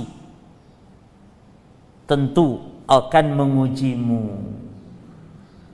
Menguji apa? Menguji iman, ya. Oleh karena itu nanti jangan sampai mempengaruhi kepada keimanan ketika pas masuk Islam kok saya malah miskin. Dulu saya waktu masih kafir, ya, atau masih sebelum Islam malah saya alhamdulillah kaya raya, rezeki gampang. Setelah Islam kok malah seret rezeki saya? Bukan, enggak ada kaitan, itu ujian. Itu ujian. Ya, maka lidzalik minal afdal an tata'allam makna sabr was sawab. Maka perlu kita untuk mempelajari apa itu arti kesabaran, apa itu as-sawab al-azim, pahala yang besar yang seorang muslim apabila bersabar. Jadi artinya gini, orang Islam itu kalau sudah Islam, ketika mendapat bencana, musibah, bala, kepahitan hidup, itu jadi pahala baginya. Gitulah. Jadi dengan hidup pahit dalam Islam berpahala. Bahkan dalam Islam, orang ubanan saja, satu helai ubannya, dia cahaya di hari kiamat. Yang itu didapatkan kecuali bagi orang Islam saja. Artinya kalau ada orang yang bukan Islam ubanan, gak ada pahala dengan ubannya. Tapi ketika dia seharusnya seorang muslim, maka ubannya pun berpahala. Jadi apa saja kehidupan seorang muslim berpahala baginya. Kata Nabi, ma gharasa muslimun al-muslimu gharsan. Tidaklah seorang muslim menanam sebuah tanaman. Fa aqulhu tayr. Lalu dimakannya tanaman tersebut oleh burung. Kana lahu shadaqatan ila yaumil qiyamah. Maka baginya menjadi sedekah sampai hari kiamat, insyaallah. Syaratnya apa tadi kata Nabi? Muslim. Jadi kalau ada orang Islam nanam tanaman lalu buahnya dimakan burung, itu jangan marah-marah, sudah itu jadi sedekah pahala di hari kiamat kelak. Kita kan tidak pernah sedekah uang ke fakir miskin, ya. Itu sudah nanam padi atau nanam misalnya buah dimakan. Mangga mungkin, masya Allah, mangga dimakan mangganya. termasuk harta oleh maling sekalipun. Maka antum kalau ada maling buah antum, jangan sampai dilempar pakai batu sampai bonyok, sudah biarkan jadi pahala. Tapi Ustaz, nih satu truk maling ngewe lain lagi, nih satu kebun, satu dua, biar sudah jadi pahala. Ya, ada kelapa diambil orang, sudah khair. Ya. Kan ada orang yang lagi jemur padi coba, ambil burung sampai dilempar sampai mati, ayam dilempar sampai ya pengkor kakinya, apa pengkor itu sampai gara-gara pincang. Nah, naudzubillah. Biar sudah kucing nyolong apa, biar sudah itu pahala bagi asal usulnya dia seorang muslim. Jadi indah sekali hidup di atas Islam ini. Makanya kata Nabi SAW, syarat ya dia akan mendapatkan kebahagiaan menjadi orang yang paling sukses, merasa yang paling bahagia adalah, kata Nabi SAW, yang pertama syaratnya dia seorang muslim. Man aslama, siapa yang dia berislam, ya. Lalu bangun tidur dalam keadaan aman. Lalu ada yang untuk dimakan di hari itu, maka dia sudah dianggap faqad hijati dunya bihadafiriha. Dia seolah-olah telah memiliki dunia dan seluruh isinya dengan memiliki 3 syarat tadi. Dia seorang muslim, sehat walafiat badannya, alhamdulillah, ada yang untuk dimakan di hari itu. Enggak ngomong untuk besok, hari itu saja ada untuk dia makan, alhamdulillah. Kata Nabi, itu seperti atau seolah-olah dia telah memiliki dunia dan seluruh isinya. Kemudian udhkur, ya, berzikirlah, udhkurullah fi kulli waqtin wa hin biqalbika wa lisanika. Senantiasa baca zikir baik dengan lisan atau dengan hati, yaitu membaca subhanallah, alhamdulillah, Allahu akbar, la haula wala quwata illa billah. Yang zikir ini kalau dibaca secara rutin, hada zikir yahmika wa yuqawwi alaqatuka billahi ta'ala, atau yuqawwi alaqataka billahi ta'ala. Jadi kalau zikir ini dibaca oleh seorang muslim, akan menguatkan dan menjaga hubungan kita terus dengan Allah.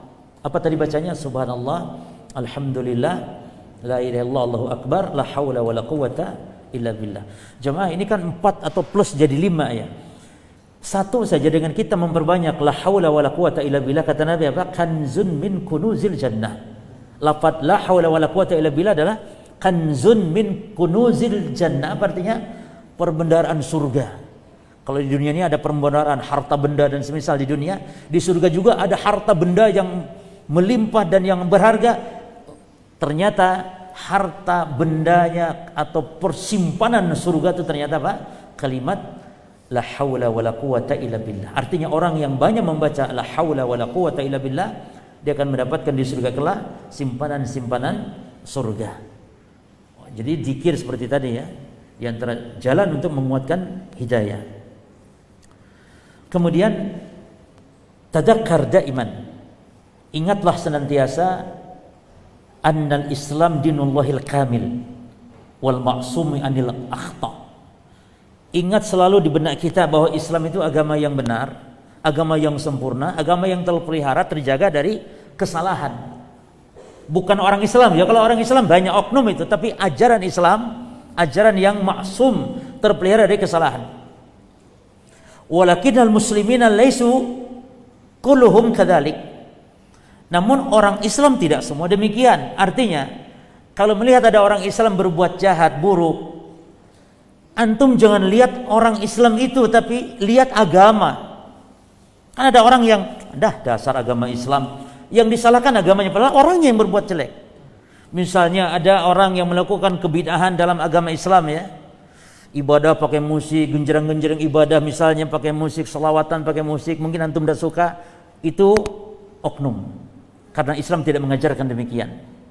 Jelas ya? Atau ada yang senang cingkrang ngebom, itu oknum, Islam tidak mengajarkan demikian. Jadi ingat selalu, Islam tidak ada kekurangannya sama sekali. Dan terus ingat di benak kita, tadzakkar daiman annal Islam dinullahil kamil wal ma'sum anil akhta. Ingat selalu, walakinnal muslimina laisu kulluhum kadzalik. Baik, yang berikutnya,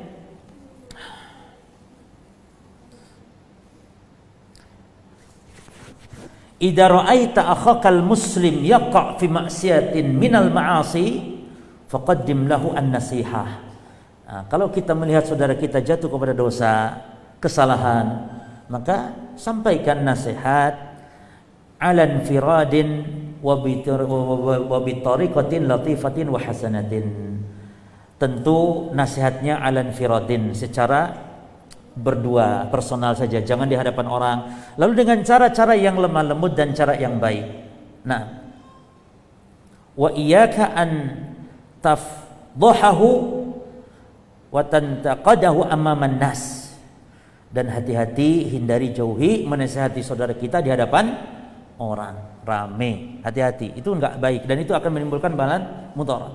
Nah, kemudian ihdar, hati-hati wahai saudaraku yang sudah masuk Islam dan baru masuk Islam.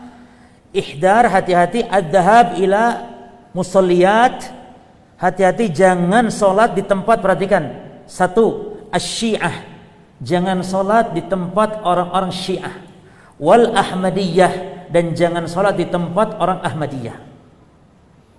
Kalau sholat di tempat NU, Muhammadiyah nggak masalah, paham ya maksudnya? Kenapa jangan di kelompok Syiah?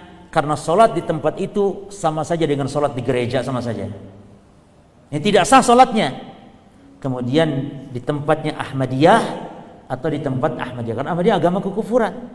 Itu maksudnya, hati-hati. Nah, ini untuk yang muslim yang jujur. Jadi sholat di masjid-masjid kaum muslimin, apapun ormasnya tidak masalah, sama saja. Untuk sah tidak sahnya tidak dianggap untuk di masjid kaum muslimin secara umum ya.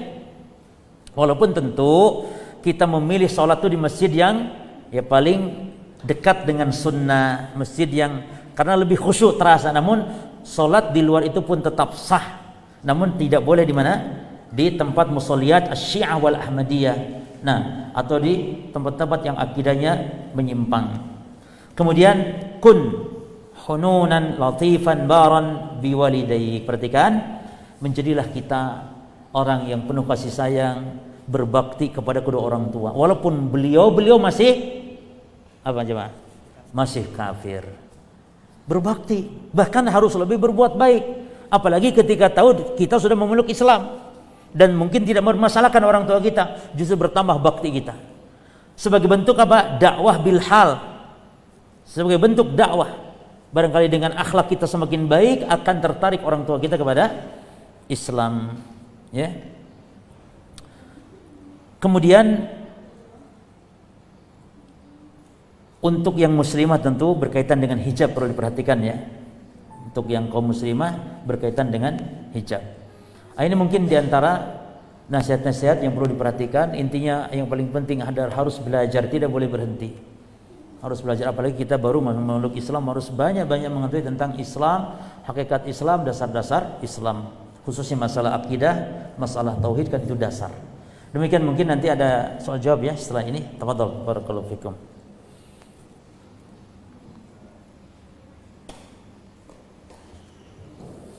Alhamdulillah, karena saya ini ada beberapa pertanyaan yang sudah masuk di WhatsApp Center ya. Ini Ustaz, pertanyaan awal. Ya. Assalamualaikum warahmatullahi wabarakatuh. Saya praktisi kesehatan, mau bertanya.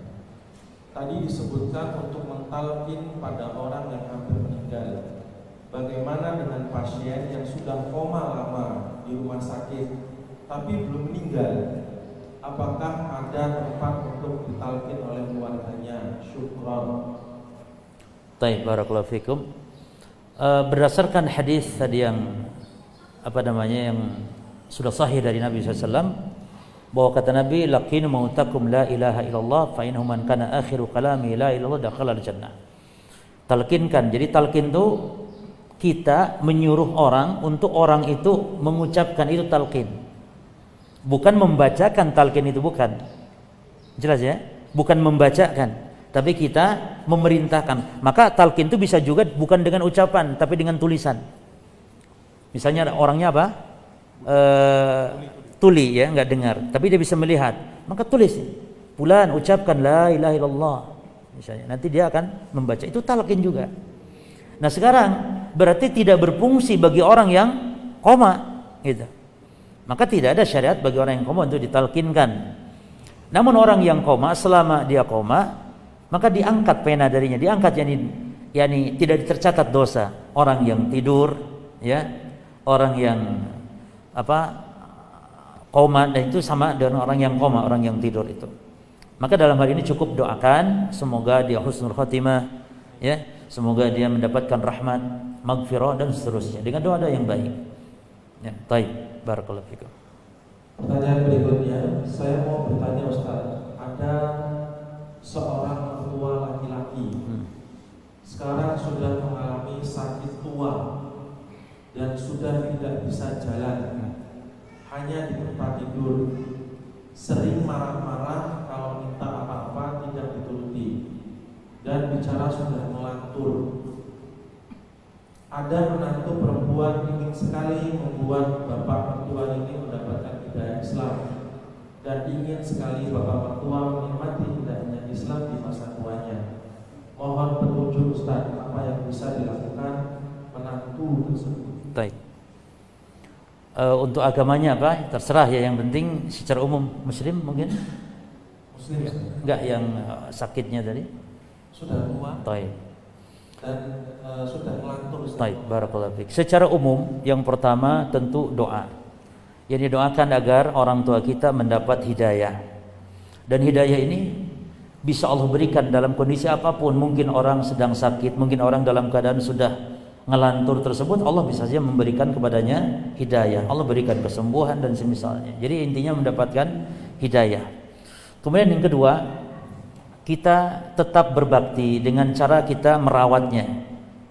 Karena termasuk di antara bentuk yakni menghilangkan kesulitan, kesusahan, dan termasuk di antara bentuk memasukkan kebahagiaan kepada saudara kita, apalagi dia sebagai mertua kita, kerabat kita termasuk. Idkhalu surur ala qulubil muslim, memasukkan kegembiraan kepada hati muslim, itu amalan yang paling utama. Kemudian yang ketiga, tetap diperhatikan kalau dianya masih bisa sadar untuk tetap, kalau dia muslim tetap untuk bisa sholat sesuai dengan kemampuannya, termasuk bersucinya sesuai dengan kemampuannya. Jadi tidak menjadi gugur, ya. Kecuali kalau dia orangnya memang sudah pikun.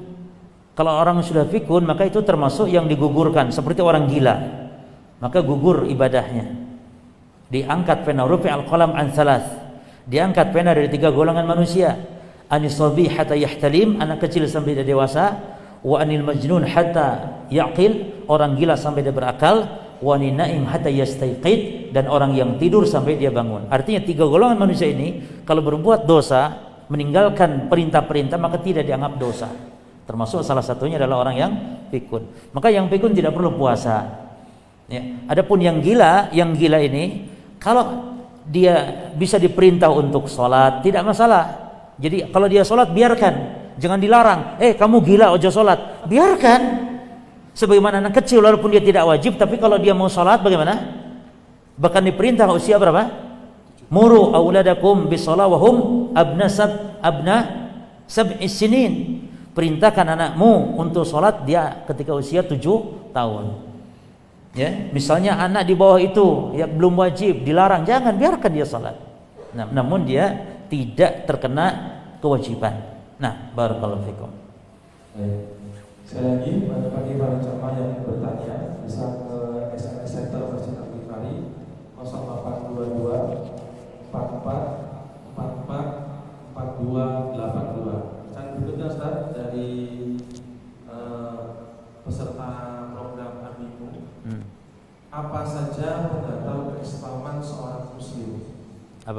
Apa saja pembatal keislaman seorang muslim? Baik, barakallahu fiik. Ini pertanyaan yang bagus, karena setiap seseorang secara hakiki disebut muslim harus ada 3 syarat.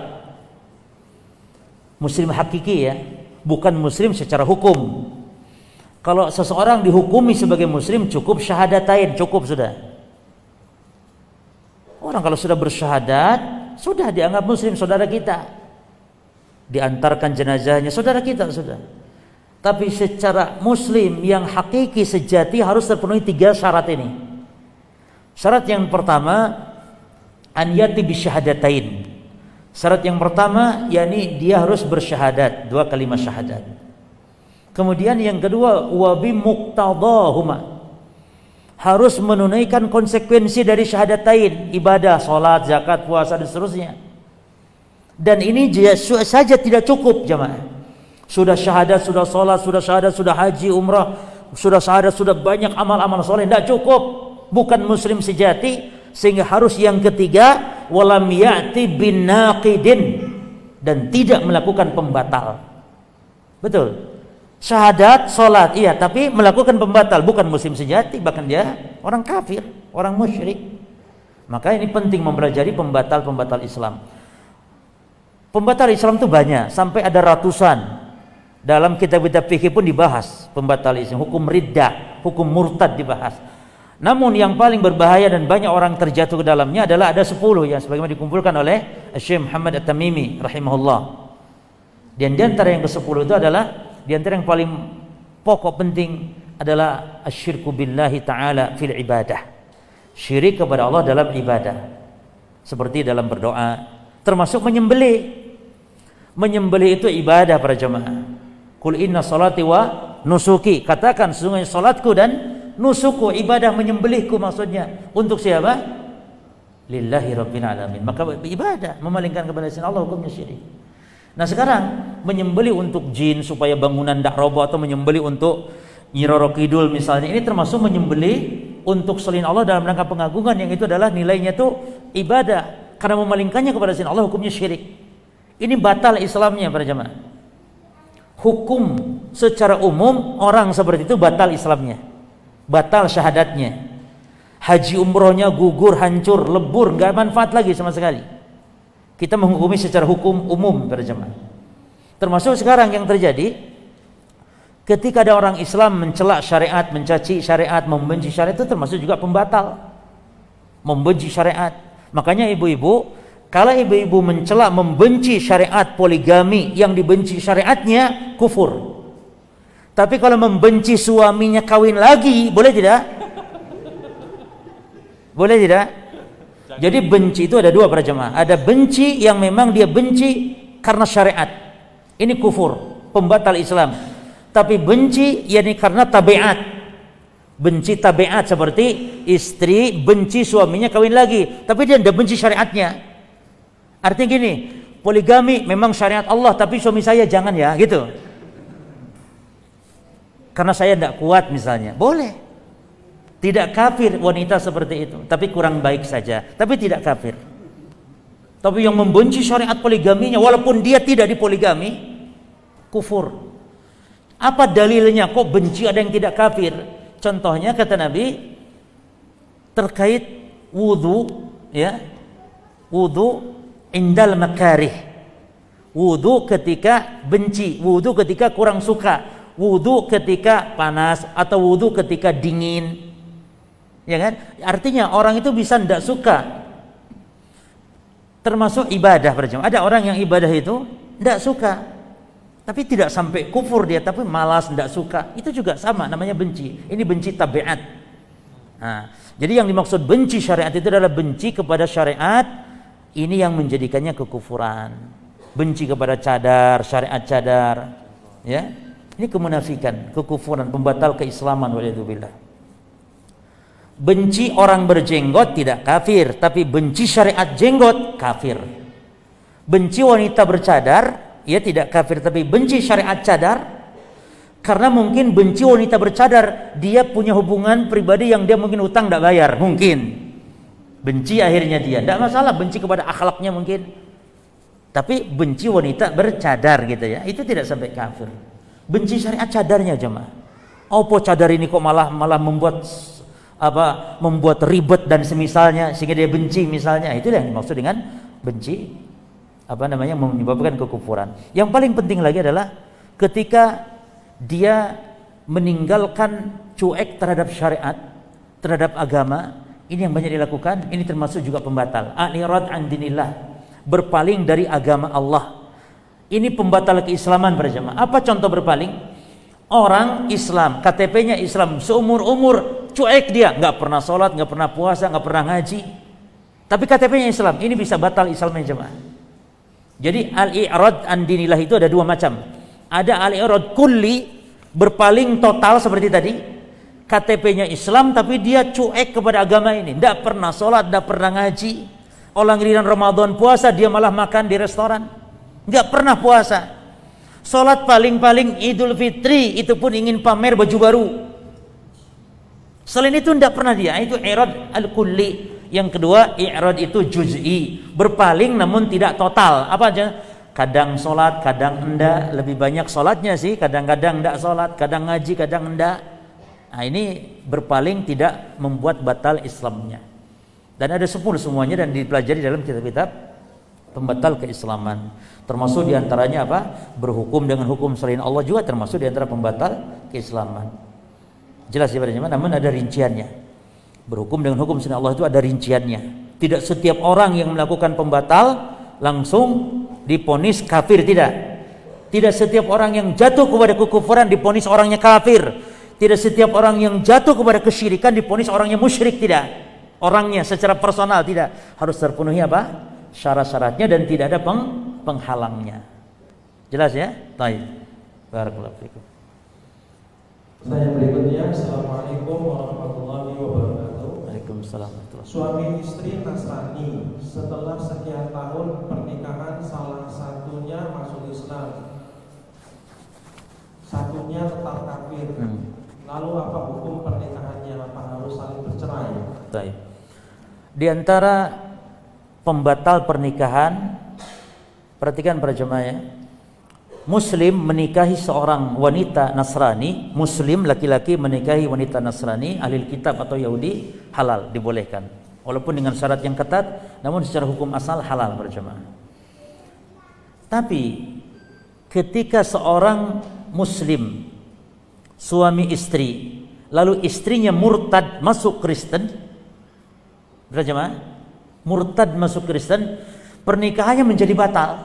Karena sebab kemurtadan sang istri. Lah kok bisa? Bukannya boleh nikahi orang Kristen? Nikah orang Kristen, wanita Kristen boleh, tapi ketika pernikahan sedang terjadi dan murtad, maka menjadi pembatal. Jadi murtad itu salah satu pembatal pernikahan. Beda dengan menikah dari awal gitu loh jemaah. Dari sisi mana? Mudaratnya jelas nampak mudaratnya ya.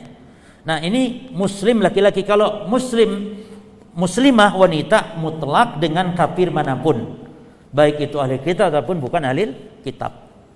Jelas ya? Apa hikmahnya kok boleh ya menikah dengan ahli kitab? Karena banyak sisi kesamaan. Ahli kitab mengimani Allah, mengimani para malaikat, mengimani kitab-kitab, mengimani hari akhir, banyak sisi kesamaan. Sehingga berdakwah itu lebih mudah, dan tujuan Muslim menikahi wanita ahli kitab untuk apa? Untuk berdakwah para jemaah. Makanya syaratnya 3. Laki-laki Muslim boleh nikah ahli kitab, syaratnya 3. 1, laki-laki harus memiliki ilmu supaya untuk bisa berdakwah. Terus yang kedua para jemaah sekalian, wanita ahli kitab tersebut haruslah wanita afifah, wanita baik-baik. Nah sekarang wanita baik-baik, muslimah aja kadang-kadang kita kedar milihnya gitu ya, apalagi yang ahli kitabnya gitu. Harus wanita baik-baik, bukan wanita pezina dan semisalnya. Ya. Kemudian di antara syarat yang ketiga adalah dia dipastikan golabatudon, pasti ya mampu untuk bisa mengatasi sang istri, bukan malah nanti akan terpengaruh. Dia harus mampu, jangan bisa dikendalikan sama istri sehingga malah nanti masuk agama sang istri nantinya. Demikian. Jadi pernikahannya batal secara otomatis. Tapi kalau ada sepasang suami istri tadinya kafir masuk Islam, itu tidak perlu menikah ulang para jamaah. Tidak perlu ijab kabul menikah ulang, karena pernikahan di zaman kafir ketika masuk Islam pernikahannya dianggap sah. Baik Hindu ataupun Buddha ataupun ahli kitab apalagi. Karena kafir itu yang terbaik ahli kitab di antara yang terburuk ya. Artinya kafir itu ada 2, ada kafir ahli kitab, ada selain ahli kitab. Ahli kitab itu yang terbaik. Karena bagaimanapun dia banyak kesamaan akidahnya dengan dan atau dia asalnya adalah agama samawi, jadi dia ada kesamaannya. Adapun yang selain itu adalah kafir yang buruk. Makanya dibolehkan menikah dengan ahli kitab para jamaah. Baik. Jadi kalau tadinya kafir menikah itu tidak perlu nikah ulang, tapi sudah sah dianggap pernikahan pada zaman kafirnya. Jelas ya? Baik. Baik, pertanyaan berikutnya, Ustaz, yang dimaksud hadis Islam harus berjamaah itu bagaimana? Baik. Karena LDII menganggap jamaah yang harus berbaiat dengan kelompoknya. Baik. Al-jamaah itu perkataan Umar bin Al-Khattab, laisa Islam illa bil jamaah wala bil jamaah illa bil imamah wa laisa bil imamah illa bit ta'ah. Tidak ada Islam kecuali jamaah dan tidak ada jamaah kecuali adanya imam dan tidak ada imam kecuali adanya harus ditaati. Itu bukan hadis. Itu perkataan sahabat Umar bin Al-Khattab dan maknanya benar. Artinya Islam itu dibangun di atas jamaah dan jamaah yang dimaksud juga harus adanya imam. Dan imam itu wajib ditaati. Nah, cuman masalahnya disalahpahami arti jamaah. Jamaah itu bukan ormas, bukan kelompok, bukan jamaah yang dimaksud. Jamaah itu artinya adalah sekelompok manusia ketika memiliki imam yang memimpin menguasai mereka, seperti pemerintah, raja, itu yang dimaksud jamaah. Maka dalam Islam hanya ada dua jamaah yang dikenal. Satu jamaah hissiyah, jamaah secara konkret, yaitu jamaah yang dipimpin oleh imam a'zam, imam yang menguasai urusan-urusan mereka, seperti pemimpin, presiden, penguasa dan yang semisal. Yang kedua, jamaah dalam istilah jamaah ilmiah atau jamaah ma'nawiyah. Jamaah ma'nawiyah itu apa? Orang yang ada di atas pemahaman yang benar, itu jamaah. Seperti Nabi mengatakan ketika yang selamat adalah al-jamaah, kata Nabi. Ketika Nabi mengatakan perpecahan umat Islam, yang selamat adalah jamaah. Apa arti jamaah yang dimaksud? Itu tadi tafsirnya. Makana alaihi ana wa ashabi. Jamaah itu adalah orang yang ada di atas petunjuk Rasul dan para sahabat, walaupun dia mungkin sendirian. Makanya Ibnu Mas'ud mengatakan, al-jama'atu ma wafaqal haqqa walau kunta wahdaka. Jamaah itu adalah engkau ketika ada di atas kebenaran walaupun kau sendirian. Ini arti jamaah ilmiah atau jamaah ma'nawiyah, yaitu jamaah Rasul dan para sahabat walaupun generasinya jauh, namun dia ada di atas petunjuk Rasulullah, ahli sunnah. Itulah yang dimaksud dengan jamaah. Maka ada istilah ahli sunnah wal jamaah. Itu jamaah ini yang dimaksud. Adapun jamaah yang dimaksud oleh hadis Umar yang dijadikan dalil oleh LDII adalah jamaah hissiyah. Maknanya harus jamaah imam yang dipimpin oleh imam a'zam, penguasa, pemimpin, bukan pimpinan golongan, pimpinan ormas, bukan. Dan setiap baiat kepada pimpinan ormas semuanya bid'ah. Semuanya bid'ah, entah itu pimpinan ormas tasawuf, ormas jamaah lainnya yang ada baiat-baiatnya kepada pimpinan harus taat, harus loyal, itu bid'ah semuanya. Jadi tidak ada baiat kecuali satu baiat saja kita kepada Imamul A'zam, pemimpin yang agung, pemimpin besar, pemimpin yang memiliki kekuasaan. Ya, maka disebut Amirul Mukminin. Amirul yakni orang yang mengurusi urusan kaum mukminin.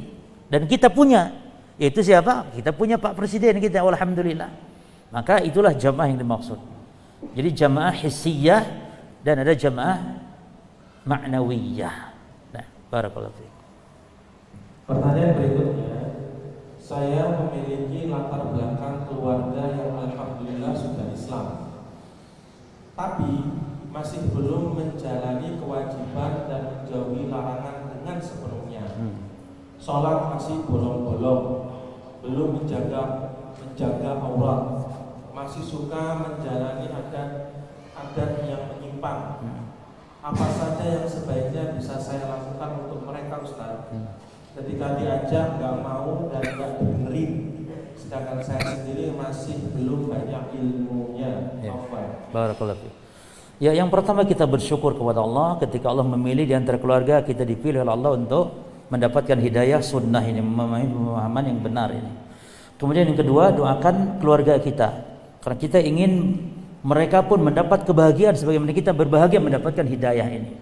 Doakan. Dan ini kadang-kadang doa yang kadang-kadang kita meremehkan. Kita tidak pernah mungkin mendoakan ibu kita, orang tua kita yang masih belum memahami Islam dengan benar. Doakan, Allah mahdi li ummi, ya Allah beri hidayah ibuku. Demikian para jemaah. Secara khusus kan doakan, beri mereka petunjuk, ya Allah bukakan hati mereka. Kemudian yang ketiga, perbaiki akhlak kita atau tambah baik akhlak kita kepada mereka. Jadi ketika kita sudah mendapatkan hidayah, ketika kita semakin berbakti kepada mereka, semakin berbuat baik kepada kerabat kita, semakin banyak mungkin kita memberikan sumbangsi yang baik kepada mereka, sehingga mereka akan menganggap ajaran kita ini baik, tidak malah semakin kaku dan yang semisal. Walaupun mungkin mereka memusuhi, itulah yang dimaksud dengan silaturahim. Jadi laisal wasil bil mukafa. Yang namanya silaturahim itu bukan membalas, tapi mengawali ketika kita diputus pada jamaah. Itu hakikat silaturahim. Jadi ketika kita diputus, kita mengulai. Kalau membalas bukan silaturahim, biasa kalau membalas. Yani orang baik kita, kerabat kita baik, kita berbuat baik, bukan. Kita mengawali ketika kita diputuskan. Ya, itu namanya al-wasil, yang menghubungkan kekerabatan. Demikian pula tentu mungkin caranya dengan memberikan hadiah berupa buku-buku yang bisa mereka baca. Ya, dengan itu insya Allah kadang-kadang mungkin kalau kita menasihati langsung tidak diterima. Apalagi kita tahu kecilnya, tahu ilernya kita, tahu kecilnya, sehingga nasihatnya saya tidak diterima. Mungkin kasih buku-bukunya, kasih atau hal-hal yang bisa untuk mereka, mungkin dikasih kajian-kajian, ceramah-ceramah dan semisal, potongan-potongan video yang insya Allah bermanfaat. Maka ini insya Allah mudah-mudahan mereka membuat terbuka atau hatinya mereka menjadi berbaik sangka minimal kepada kita. Ya, demikian. Barakallahu fikum. Terakhir Ustaz, ya. Pertanyaan terakhir. Assalamualaikum warahmatullahi wabarakatuh. Waalaikumsalam. Afwan, Ana mau bertanya. Ana punya teman akhwat. Ana punya teman akhwat. Dia mau tanya. Dulu dia waktu kecil, sekitar kelas 3 atau 4 SD, dia lupa. Dia sering lihat film tentang Natal-Natal, dan dia tertarik, dan dia sering nyanyi lagu Natal, dan dia sampai menggambar salib di temboknya. Apakah dia murtad dan harus bersyahadat kembali, sedangkan dia sudah dewasa? Jazakallahu khair Ustaz. Baik. Sebagaimana tadi kita sampaikan bahwa perbuatan-perbuatan keharaman, perbuatan-perbuatan dosa ketika masih kecil itu tidak dianggap. Termasuk ini yang berkaitan dengan hubungan sama Allah ya. Tapi kalau sesama manusia, walaupun yang berbuat anak kecil, tetap itu harus ditegakkan hukuman, bukan kepada anak kecilnya, tapi untuk yang berkaitan sesama manusianya. Misalnya anak kecil merusak memecahkan kaca mungkin ya orang tuanya tentu harus mengganti walaupun itu anak kecil. Jangan sampai wah itu kan yang memecahkan anak kecil. Iya, tapi kan ini urusan sama manusia, tetap berlaku. Namun dosa hubungan dengan Allah maka tidak terkena dosa. Termasuk yang tadi kasusnya dia suka atau membuat gambar-gambar salib dan semisal karena pergaulan yang salah, maka tidak masalah. Cukup sekarang kita bersyukur, berdoa, alhamdulillah kita tidak sampai keterusan dewasa gitu sudah menggambar salib. Jadi hanya sejak kecil saja, itu insya Allah tidak bermasalah. Cukup kita sekarang berbanyak istighfar dan tidak perlu syahadat ulang, karena tidak ada kekufuran di situ. Apalagi dia melakukan karena kejahilan dan semisalnya, insya Allah hal itu dimaafkan oleh Allah. Apalagi dilakukan dalam keadaan masih belum balik, karena tidak dihitung dosa. Jadi alhamdulillah, syukuri sekarang cukup bertobat atau dengan cukup kita banyak-banyak istighfar kepada Allah Subhanahu Wa Taala. Ya. Alhamdulillahirrahmanirrahim. Barakallahu fikum. Kita ucapkan jazakallahu khairan kepada Ustaz Abu Ghazi As-Sindawi atas kajian spesial pada pagi hari ini. Dengan demikian jamaah sekalian, kita mengakhiri kajian pada pagi hari ini dengan doa kafaratul majlis. Subhanallahumma wa bihamdika